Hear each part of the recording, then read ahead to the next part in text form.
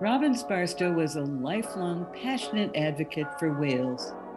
During the 1970s, 80s, and 90s, he produced a series of documentary films about the plight of whales and the global movement to save them.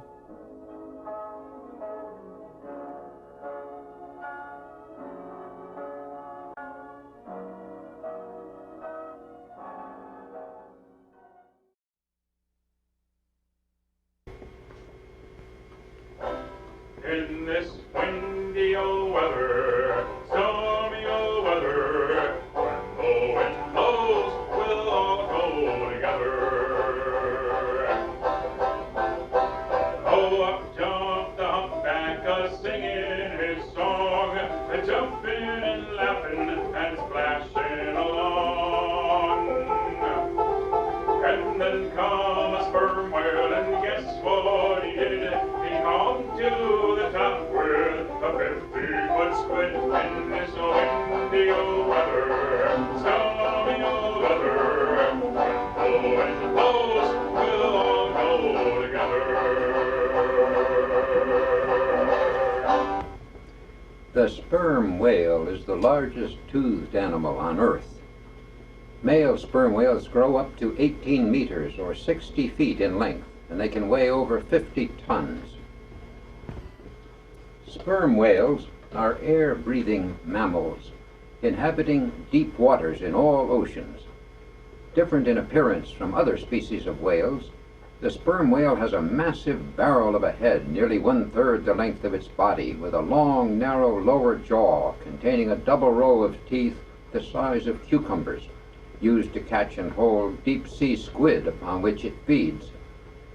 Like all other cetaceans, the sperm whale has a flat, triangular tail, which gives it tremendous powers of locomotion. The muscles which move it up and down when swimming are among the strongest on Earth. Female sperm whales are much smaller than males, only growing to about 40 feet in length. The legendary Moby Dick of Herman Melville's classic novel, here portrayed in a painting by Richard Ellis, was a rare white sperm whale. The sperm whale can hold its breath and remain underwater for more than an hour. It is capable of diving more than a mile down into the ocean depths, searching for squid and cuttlefish. It uses a kind of sonar or echolocation to find in the pitch blackness of the deep the giant squid which appear to be its favorite prey. This is the unforgettable image of Moby Dick reaching out of the sea to the heavens above in Rockwell Kent's magnificent illustration for Melville's novel. The sperm whale has the largest brain of any creature that has ever lived on Earth. This is a glass model of the brain of a bottlenose dolphin, and this is a model of a sperm whale's brain. The dolphin's brain is comparable in size to the human brain and weighs about 4 or 5 pounds. The sperm whale brain weighs up to 20 pounds, 4 or 5 times the weight of our human brain. And scientists have found that the sperm whale's brain is at least as complex and convoluted as the human brain. Inside the tremendous head of the sperm whale is a giant muscular tank, almost the size of an oil truck. Found inside this great internal case is a unique kind of oil known as spermaceti. Spermaceti oil was greatly favored in the 18th and 19th centuries for use in lamps and candles because it burned without smoke. It was this special quality which made sperm whales the most prized prey of Yankee whalers. For over 150 years, great whaling ships from ports like Mystic and New London, Nantucket and New Bedford sailed around the world in pursuit of sperm whale oil. These ships of sail pitted men in small wooden dories using handheld harpoons against the mighty Leviathan. Whaling in those days was a dangerous and often desperate occupation, involving voyages often lasting 2 or 3 years or more. But the oil brought back from successful trips made millionaires of the ship owners. and contributed significantly to the economic growth of states like Connecticut. In fact, in the 1840s, Connecticut was second only to Massachusetts as a whale hunting state, and New London was second only to New Bedford as a whaling port. In the 20th century, however, commercial whaling became an entirely different kind of operation. Even the blue whale, the largest animal ever to have lived on our planet, became victim of the big steam-powered ships with explosive grenade harpoons fired from small cannons mounted on the decks of catcher boats. All species of great whales were slaughtered mercilessly by the hundreds of thousands, bringing right, gray, blue, fin, and humpback whales to the very brink of extinction. The sperm whale, too, remained a prime target, and in the year 1974 alone, by international agreement, 23,000 of the world's largest brained creatures were brutally killed by modern whale hunters. Dismayed by this remorseless slaughter, a small group of Connecticut citizens in 1974 organized the Connecticut Cetacean Society to see what we could possibly do to help stem the tide and save the whale. When famed underwater explorer Jacques Cousteau visited the Mystic Seaport to dedicate a new edition of Moby Dick, we talked with him about raising public awareness. State Senator Larry DeNardis suggested naming the sperm whale as Connecticut's official state animal. So we launched a year-long campaign, and finally, with the help of many school children from throughout the state, we got the legislature to pass a bill making the whale our state animal. In May 1975, then Governor Ella Grasso signed the bill into law, and the sperm whale thus became a special symbol of conservation and a springboard for education, not only in Connecticut, but literally around the world. Many people still didn't know what a sperm whale looked like, however. So the Science Museum of Connecticut in West Hartford gave us permission to undertake an incredible project, the building of a life-size 60-foot ferrocement model of a sperm whale on the grounds outside their building on Trout Brook Drive. It took us more than a year and 5,000 hours of volunteer labor to complete this monumental construction task. But finally, in 1976, it was unveiled, and ever since then, school children from all over Connecticut and visitors from around the world have come to the museum to see with their own eyes the tremendous size and awesome shape of the great sperm whale as it actually exists in the oceans of the world. Once this was accomplished, we began marshaling our resources to seek international action to bring an end to whale killing on a global basis. Along with many other groups, we sent representatives armed with hundreds of petitions containing thousands of signatures to the annual meetings in England of the International Whaling Commission. It took years of effort and many rallies like this one in Trafalgar Square in London to get this international regulatory body to agree to limit and finally stop all commercial whaling. I was a member of the United States delegation to the 1979 meeting of the International Whaling Commission when the first major breakthrough occurred. The IWC that year banned factory ship sperm whaling and established an Indian Ocean sanctuary. 2 years later, in 1981, an historic victory was won, and the IWC voted to bring a global end to all sperm whaling.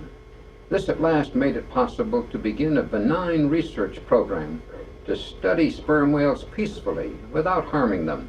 A new breed of whale scientists emerged, using small sailing ships like this in the Indian Ocean to observe and follow whales alive. Pioneer researchers like Hal Whitehead spent months in the waters off Sri Lanka, photographing sperm whales for the first time without harpoons, watching them leap out of the water in a dramatic breach or float calmly on the surface like giant logs. And for the first time they took underwater photographs of living sperm whales like this mother and calf. We were pleased to see that in reality they did indeed look much like the concrete model we had made in West Hartford, Connecticut.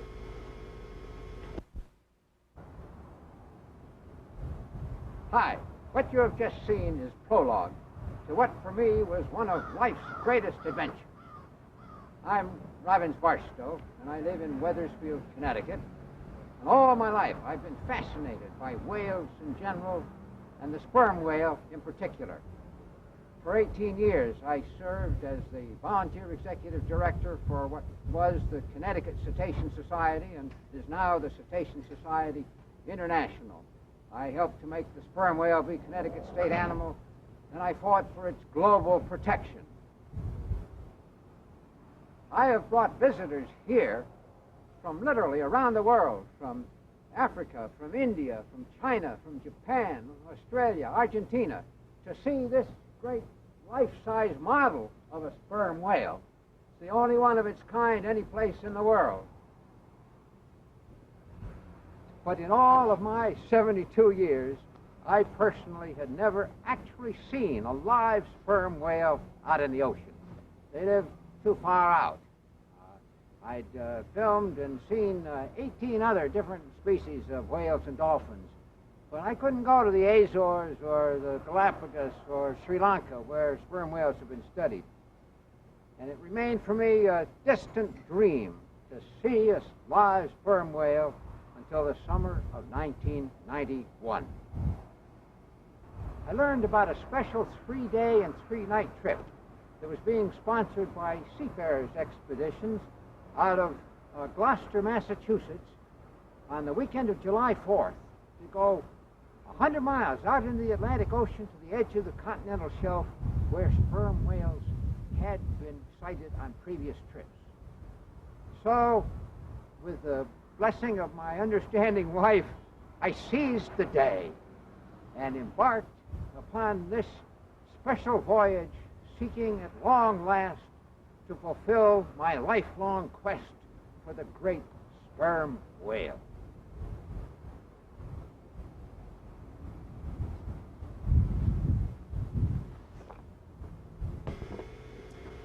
The point of departure for this special whale watch trip was Gloucester, Massachusetts, home of the Yankee fleet.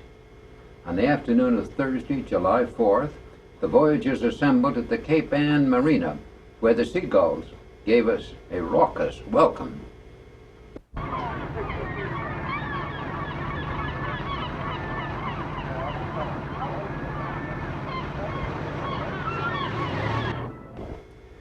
Participants in this 3-day and 3-night excursion came from as far away as California. We gathered with our luggage in an open courtyard near the dock, where there was an explanatory display about sperm whales. A number of the passengers were old friends who had been on previous whale watching trips sponsored by Seafarers Expeditions, operated by trip leader Scott Marion from Bangor, Maine.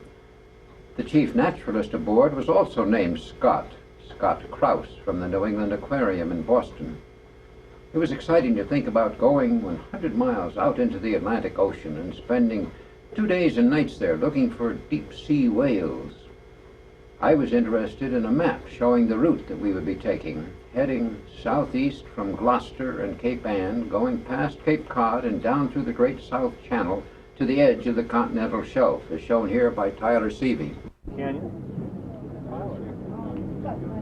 Walters Canyon, Oceanographer, Gilbert Canyon, mouth of Lydonia Canyon.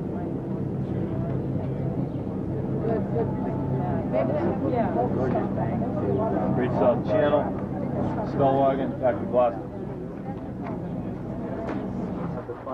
After supper at the Marina restaurant, we assembled for a brief orientation session on shore before boarding the boat about 8 p.m. The ship we were going out on was the Yankee Freedom, a fully equipped 100-foot vessel designed for this kind of ocean expedition. There were a total of 34 persons aboard, including the 2 trip leaders and a crew of 6. There was a large, roomy lounge and dining cabin on the main deck, Though we did find our sleeping quarters below decks quite cramped and crowded, everyone was in good spirits, however, when the captain called us together on the upper deck for a briefing at dusk before getting underway. Well, good evening, everyone. Welcome aboard the Yankee Freedom. My name's Ed. There's a fire hose on either side of the main cabin, and the fire extinguishers are at various points around the boat. Very important, there's 2 fire extinguishers in each bunk room. And you should take a few minutes to locate all the safety equipment. Even if you're not going to use it yourself, you may be asked to get something. And if you know. As the boat left the dock in the dark, with night lights glowing around us, and we headed out of the harbor into the ocean that first evening, we felt a sense of peace and of growing anticipation. In the cabin before bedtime, the naturalists showed us pictures of the various kinds of cetaceans we were likely to see on this trip. This painting by Richard Ellis shows in proportionate size 17 species of whales and dolphins found in the waters off the North American continent. On our 3-day trip, we were fortunate enough to see more than half of these marvelous mammals, a total of 9 different species. We did not see the giant blue whale or the knobby-headed right whale or any of the black and white killer whales. But the species that we did see included the familiar bottlenose dolphin, the kind most often captured and displayed in aquariums, found all along the Atlantic coast, and the colorful common dolphin, which usually travels in large groups and loves swimming in bow waves. The most frequently seen large whale in the North Atlantic is the humpback whale, with its long white flippers and gracefully tipped tail. This is a Risso's dolphin, somewhat larger and whiter in color, and with a tall dorsal fin. We also caught a glimpse of a pod of small, fast-swimming Atlantic white-sided dolphins early one morning. The largest whale commonly seen off Cape Cod is the fin whale, which has a white underside and can grow to be 80 feet, second only to the blue whale. Pilot whales, almost entirely black, grow to 18 feet and have rounded dorsal fins, traveling often in large groups.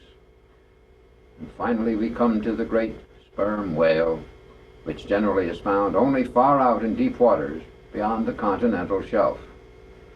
There was one other species of whale which the naturalists told us about, too rare to be included in this painting. It was the North Atlantic beaked whale, shown here in a drawing by Connecticut artist Donald Sinetti. Sighting and filming this almost never seen whale turned out to be the most exciting and dramatic part of our entire trip.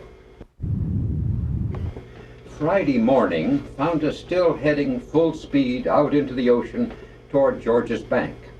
The weather was sunny but windy, and the sea was quite rough. After our cramped night's sleep in the narrow bunks below, most of us were eager to be out on deck, trying to get used to the roll of the waves. We spent most of the morning lining the rails, looking for whales. Our boat was all alone on a vast expanse of sea. Finally, just as we were getting ready to eat some lunch, we felt the boat veer off its course and reduce speed. We heard the cry, "Dolphins ahead!" So we excitedly got our cameras and rushed out to record this first encounter. It turned out that what was approaching us was a good-sized pod of Risso's dolphins, surfacing and crisscrossing in front of and on both sides of the boat. These dolphins, also known as grampus, could be identified by their size and partly white markings, and by their tall, pointed dorsal fins. They grow up to 13 feet in length. Once in a while, one of them would leap partly out of the water and land on its side. I myself had never before seen Risso's dolphins in the wild, so observing them was a welcome new experience. They are familiar sights for deep-sea fishermen.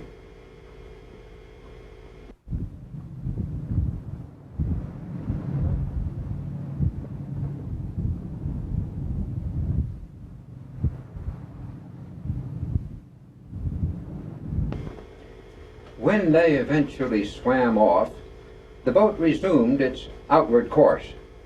The water was still only a few hundred feet deep, as we had not yet reached the edge of the undersea continental shelf. Shortly after lunch, there was another call of dolphins ahead. This time, it was a small pod of common dolphins dashing over to our boat to swim around this large visitor on the surface of their water world and to play in the bow waves in front of the boat.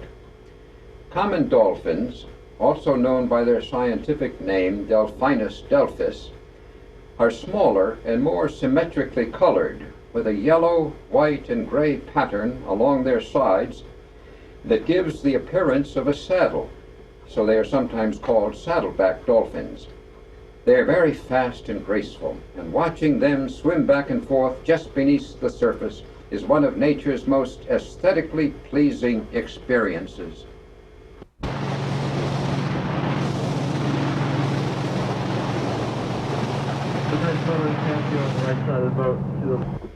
Here now is a mother common dolphin with her small calf beside her, joined by a second calf. What a beautiful sight. After about half an hour of what I like to refer to as mutual enrichment, we resumed our planned course, and the dolphins swam off on another pursuit. About 3 o'clock on this first day at sea, the captain announced that we had arrived at the deep channel at the northeast edge of the continental shelf. So once again all eyes were directed toward the horizon, looking for spouts. Towards the end of the afternoon, about 5:30, we encountered our third species of cetacean. This time they were bottlenose dolphins, also known as terciops. It was fun to see them occasionally make a curved leap out of the water, porpoising above the surface in a graceful and dramatic display of aquatic acrobatics. They too seemed to get some form of joy out of keeping company with our boat for a while and playing around the bow.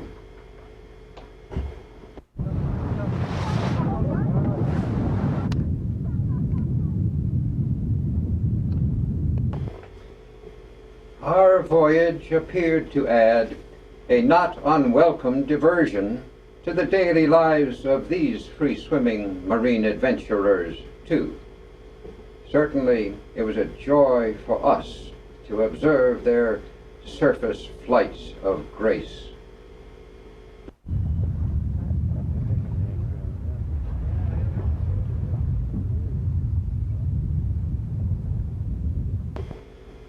We were now 100 miles from the nearest land, Nantucket Island, and no other boats were anywhere in sight.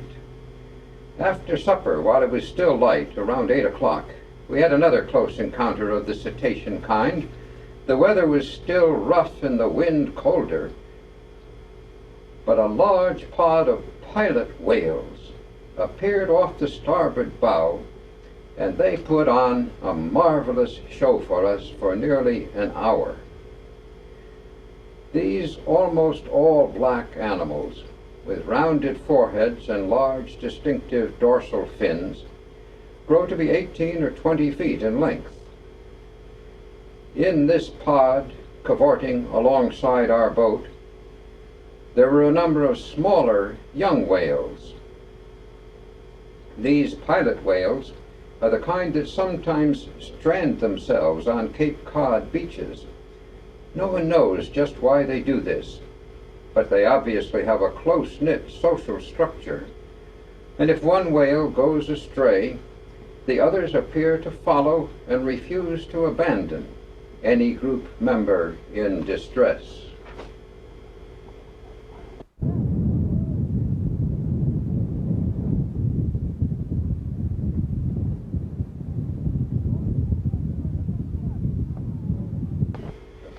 We were engrossed, just leaning over the rails, watching them surface in quick succession, and trying to figure out which wave they would emerge from next. A couple of them gave us a very spectacular performance, just a few yards from the side of our boat.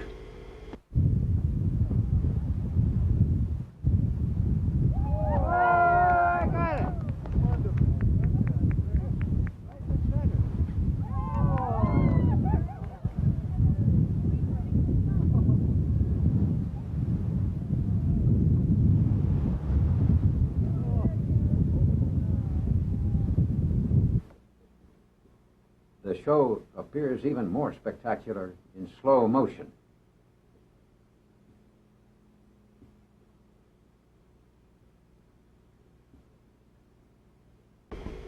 This evening encounter with a sea full of pilot whales ended the first day of our trip on a note of exhilaration, even though we hadn't yet found sperm whales.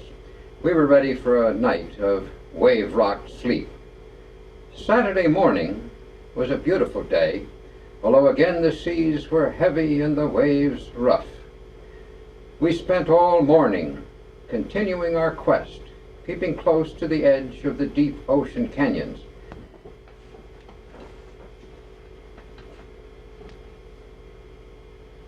I hadn't given up hope of seeing sperm whales, and I occupied some of my time rereading the cetology section of Melville's Moby Dick. The captain's cabin was full of searching eyes, and just about noon of the second day, as I was looking out on the port side, I got a call from naturalist Scott Krause. Sperm whales out there. Oh, boy. So we rushed up to the starboard bow, and sure enough, there in the distance were a number of small, distinctive spouts. And thus it was that on the 6th of July, 1991, after all these years, my lifelong quest to actually see sperm whales alive at sea was being fulfilled.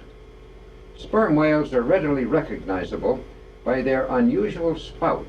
It shoots out forward in a low, diagonal direction from the single blowhole on the top left side of their head.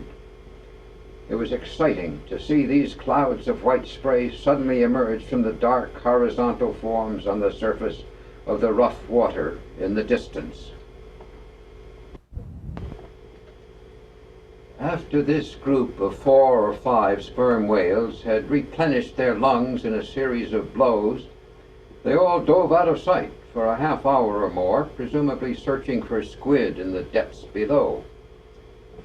The boat waited around in this same area for 30 or 40 minutes until the whales returned again to the surface, not too far from where they had gone down.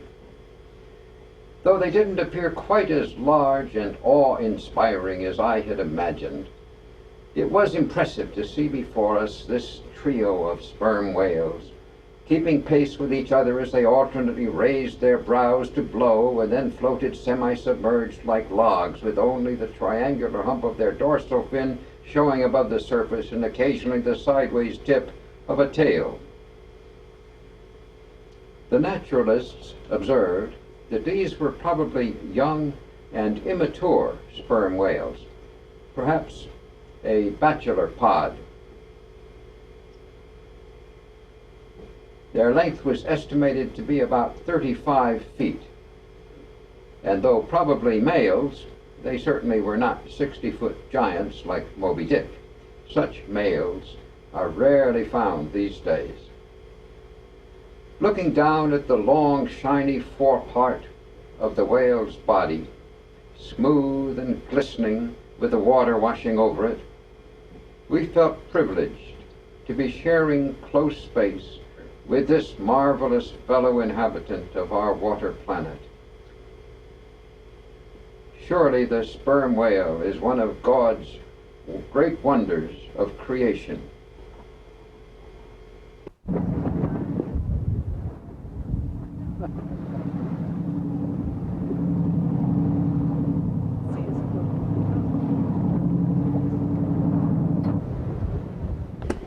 When these whales dived once again, we noticed some others in the distance, and while we were looking toward the horizon, we experienced the ultimate reward of seeing a sperm whale breach, not just once, but twice.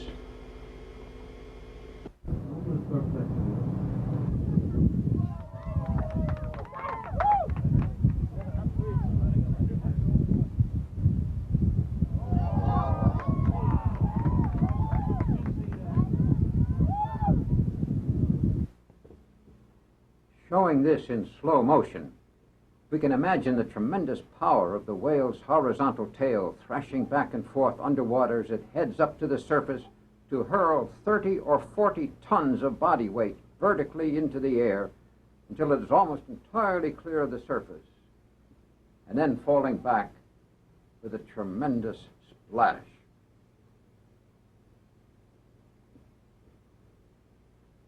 Even though distant, this sight was an exciting thrill.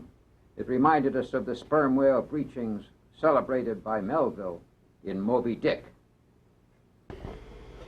After more than an hour of sperm whale watching, we headed off in another direction, when suddenly our ship was visited serendipitously by a small group of exceedingly rare and almost never seen beaked whales. We were alerted to 4 or 5 of them swimming toward the boat, surfacing with beaks pointed skyward in a highly unusual manner. Shoot the head, shoot the head. I want to get the head. Shoot it.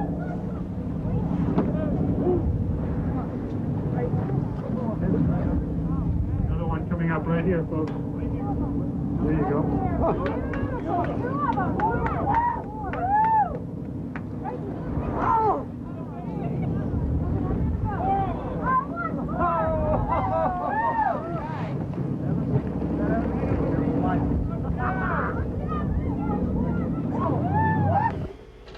As we tried to count them, they made a second pass by the boat from the other side.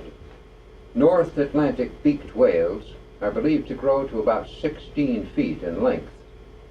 There are more than a dozen different species of beaked whales known to exist, identified almost exclusively from a very small number of stranded carcasses and skeletons. It was difficult, therefore, from such fleeting glimpses as these, to ascertain the particular species of beaked whale which we were privileged to observe. But it turned out that these video scenes are the very first moving pictures ever taken by anyone of this particular species of beaked whale in the North Atlantic. Our encounter with these whales lasted only a couple of minutes, and then they disappeared. But they gave us an unforgettable experience. To give viewers a second chance to observe these exceptional creatures, here now is a repeat of the entire sequence of beaked whales videotaped live at sea on July 6, 1991.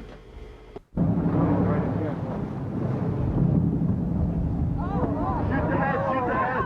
I want to get the head. Shoot it.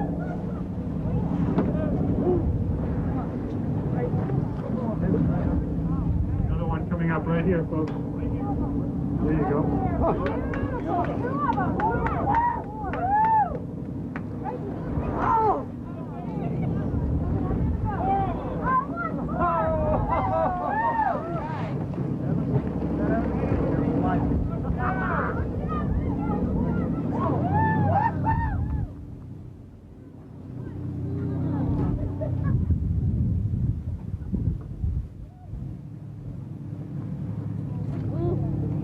We don't know. They're big whales, but I'm not sure what kind. This is one of the questions was missing.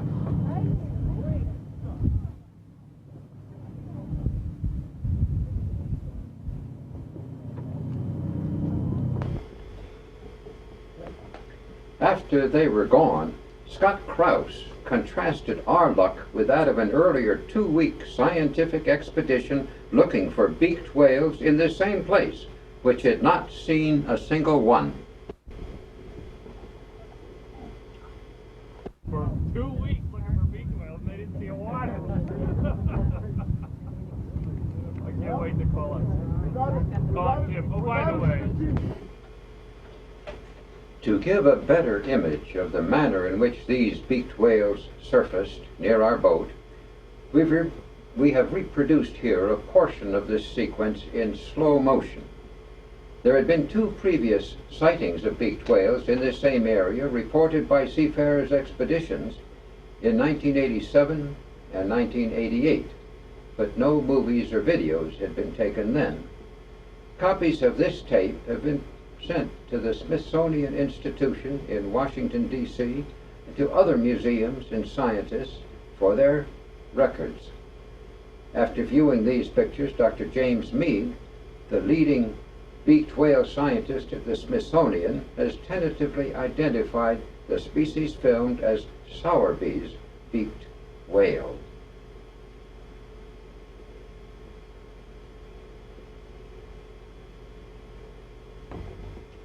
It took us some time to recover from this mind-blowing experience, but when we did later that afternoon, naturalist Scott Krause got out his hydrophone. Scott Marion lowered it into the water to see if we could hear the underwater clicks made by sperm whales, and thus locate another group of them. We gathered around on the foredeck to hear Scott Krause explain how the machine worked and what the noises being heard meant. At first we seemed just to hear the squeaks and squeals of dolphins and pilot whales, but then Scott picked up the sound of sperm whales. Some type of dolphin, pilot whale. Oh! Sperm whale, I think. That rapid ratchet noise, I think that's sperm whale. Didn't Watkins write about ratchets? Yeah, well, I think we got one.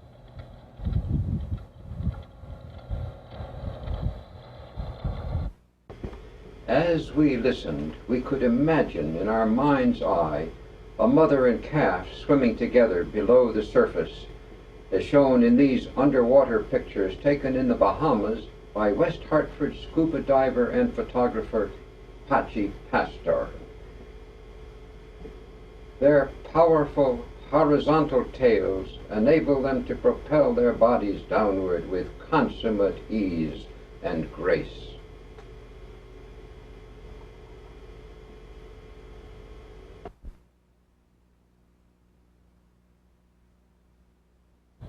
They do seem to sync up,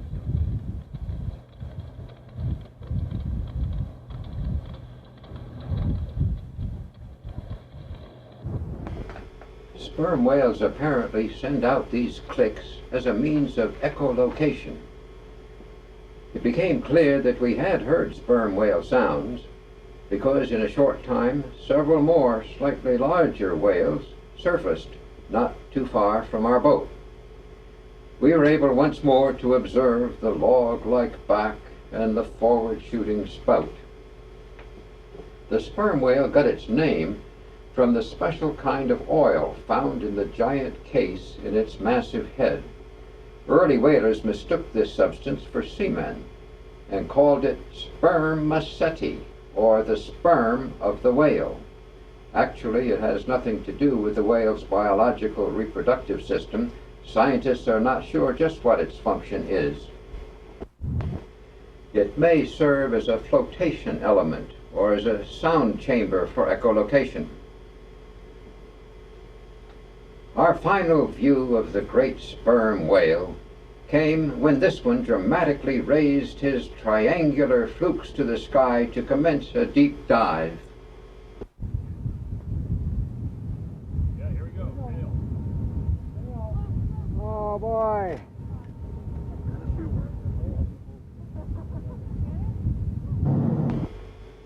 At the end of this second day, we gathered on the upper deck to review the success of the voyage and to celebrate with satisfaction the fulfillment of our quest. After one more night at sea, the Yankee Freedom on Sunday morning headed back for Cape Cod, Cape Ann, and Gloucester Harbor.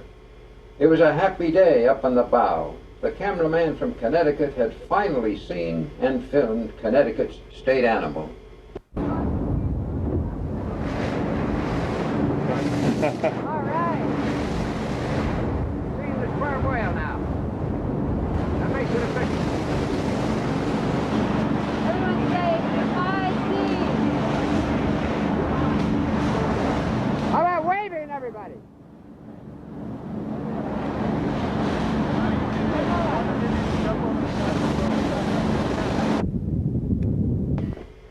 one final cetacean benediction awaited us on our way home. Near Stellwagen Bank, we sighted a mother humpback whale and her young calf. As we watched enthralled this parallel pair, they lifted up their tails together in a final farewell dive.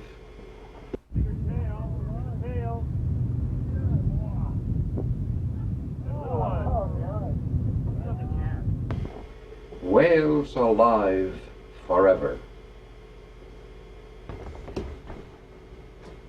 This windy old weather, stormy old weather, when the wind blows, we'll all go together.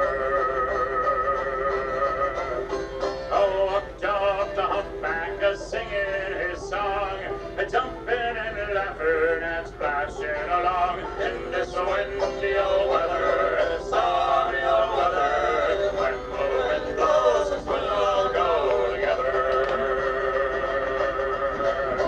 And then come a sperm whale, and guess what he did? He come to the top with a 50-foot squid in this windy old weather, stormy old weather, when the wind blows, we'll all go together.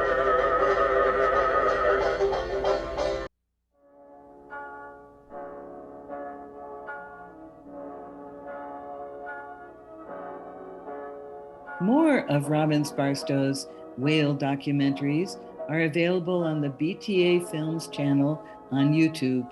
Click here to subscribe or follow these links to other films by a master of home movie storytelling in the pre-digital era.